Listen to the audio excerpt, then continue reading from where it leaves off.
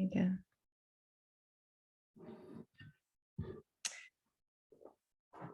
The five remembrances are also called the five reflections or daily reflections. They're essentially the Buddhist versions of daily affirmations. Except when you hear them, you'll hear that they're not quite as frilly as lots of affirmations tend to be. Well, frilly is maybe not the right word. Maybe on the face of it, positive. But actually, the result of them for me is great love and positivity. They're basically reminders to reflect on every day. Every day, it's like putting a Post-it note up in your bathroom mirror so that you remember these every day. And you might think, well, why do I have to remember it every day? When we start talking about them, you might notice these are things that, at least for me, like I know intellectually, but I actually keep forgetting these things when I go through my daily life and get caught up in thoughts. So without further ado, the five remembrances are, and you can treat my reading of these as kind of like a meditation. I'm going to read them slowly. So just digest them as I read them. Number 1, I am of the nature to grow old. There is no way to escape growing old. Number 2, I am of the nature to have ill health. There is no way to escape ill health. Number 3, I am of the nature to die. There is no way to escape death. Number 4, all that is dear to me and everyone I love are of the nature to change. There's no way to escape being separated from them. Number 5, my actions are my only true belongings. I cannot escape the consequences of my actions. My actions are the ground upon which I stand.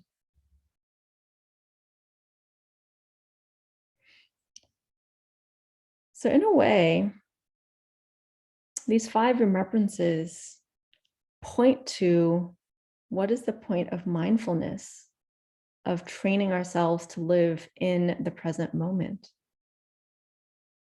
These five remembrances ask us to focus on the me now, not the me I'm going to be tomorrow, not the me that I'm going to be after I become enlightened. Focus on the me now, because I'm going to grow old and get sick and die, because everything is going to change, because who knows what's going to come of my actions. So stop deferring. Now that's different from planning for the future. I can take the action right now to plan for the future. But if I then get stuck and attached to that future and forget about my present because of that, then I will suffer.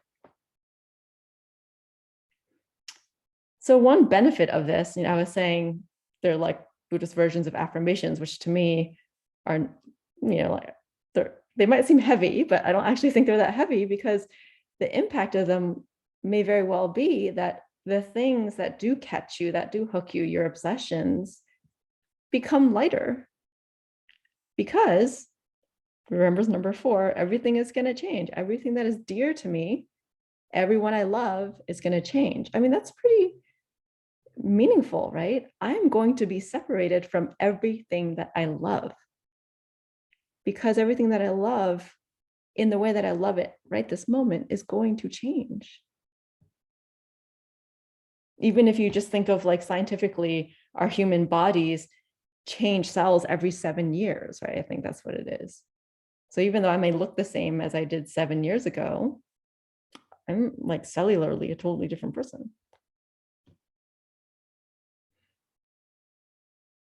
So these remembrances also can help guide our speech and behavior, right? If everything changes, if my actions truly belong to me, then how do I behave and how do I speak in a way that honors that? How do I not put things off? So a good example of this is, I might have talked about this before, but I was in a very long relationship, 11 years long. That was pretty tumultuous, a lot of ups and downs, a lot of suffering. And one of the areas that caused a lot of suffering was our disagreement on what family means, my relationship with my family in particular. And I definitely sacrificed my relationship with my family for my relationship with this person because it seemed so important. It seemed like, in my mind, if the two of us are going to create this strong bond and we're going to have a family together and all these things in the future, then I should be willing to sacrifice these other things like my family that are important to me now because we're creating something new. And so that was like banking on this, who I'm going to be, because we weren't that tight, close, bonded couple in that moment. That was an entity in the future that I was creating. And now, 5 years after that relationship, 6 years after that relationship has ended, that person isn't even in my life anymore. I'm a completely different, I can't even imagine being that person. It's like a different Jennifer Wong. Total impermanence. And so if I'd had this lesson back then of, I'm going to die, and of course I knew intellectually, but I forgot in the moments where it mattered. I forgot. If I'd had this lesson that everything's going to change, then maybe I would have behaved differently and spoken differently to both him and my family. So yeah, these first 3 remembrances, I'm of the nature to grow old, I'm of the nature to have ill health, I'm of the nature to die. These are actually the 3, I forgot what they called them, but the 3 things that woke up the Buddha from his sheltered life, that caused him to say, I need to learn more about this because I haven't encountered an old person before. I haven't encountered a sick person before. I haven't encountered a corpse before. These are the people, these bodies that woke him up to say, I need to go learn more. I need to explore. And there are things that I imagine in my mind's eye, like a teenager being like, yeah, I know. I'm going to, I can get sick. I can die. But there's no escaping it, right? Often I feel like teenagers think that they're invincible. I find myself today actually just thinking about this. Yeah, aging's for old people, right? No, aging's for all of us. I am aging is not just for old people. When I think of aging, I think of this image of an old person. No, it's for me too. There's no way to escape. I am not going to escape it. It's not personal.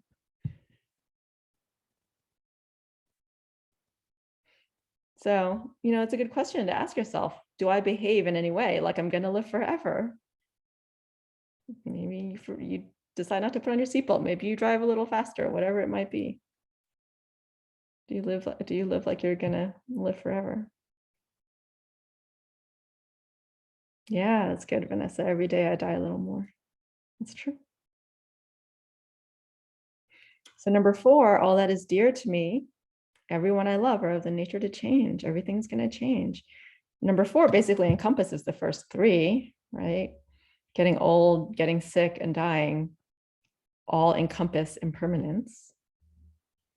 But there is something a little comforting about that, which is there's no exception. Everyone changes. We are all in this together. That's one of the things when I think about death and get scared about death, that does bring me comfort. Everyone goes through it. And number 5,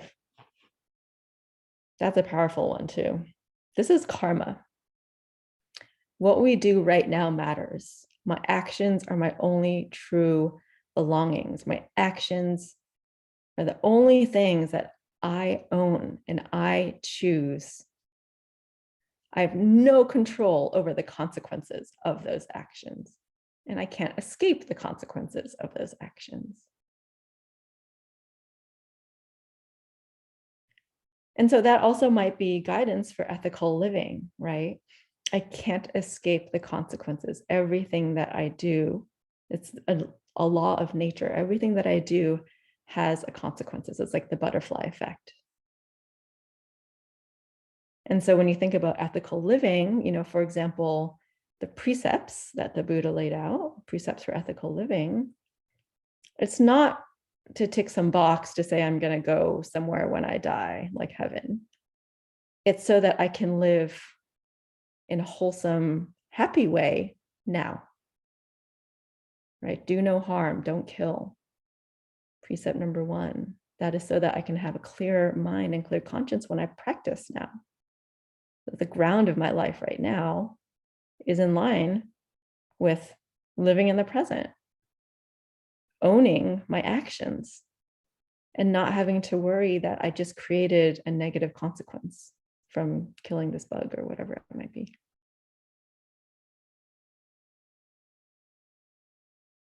This 5th remembrance is also for me the ground beneath why equanimity makes sense to me. So a lot of people think of equanimity as like, oh yeah, you're meditating, you're learning to be calm. It's like you're going to the spa so you can be calm and nice and blissful. No, equanimity isn't necessary. It's not like ignoring things, and it's not becoming numb to things. It's not, oh, you're so equanimous, you don't get bothered. I still get bothered. Like I still feel things very much so. But I know that every action has a result, and that every action also, and every consequence does not only result from one action.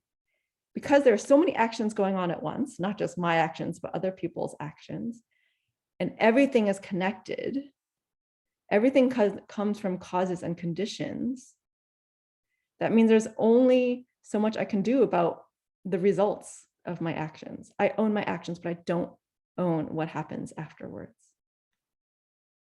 And so my equanimity comes from the acceptance that shit is going to happen, that it's going to change no matter what, whether I like the result or not, and that everything is workable.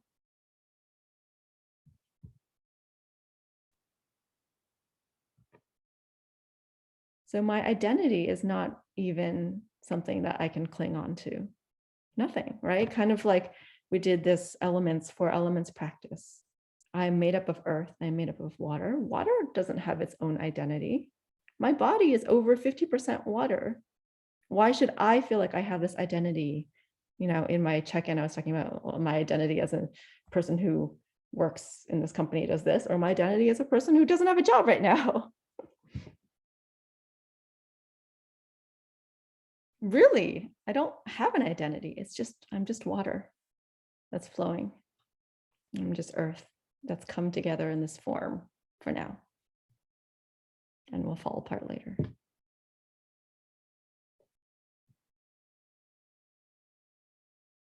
So whether or not you choose to put these on your mirror, up to you. I put them in the email that I sent out last night. But yeah, they are things that I often forget in the emotional ups and downs of life. So they're basic teachings of Buddhism and things I have to constantly remind myself of. So I'll just read them again, and then we can open up the space for anything that's coming up. I'm of the nature to grow old.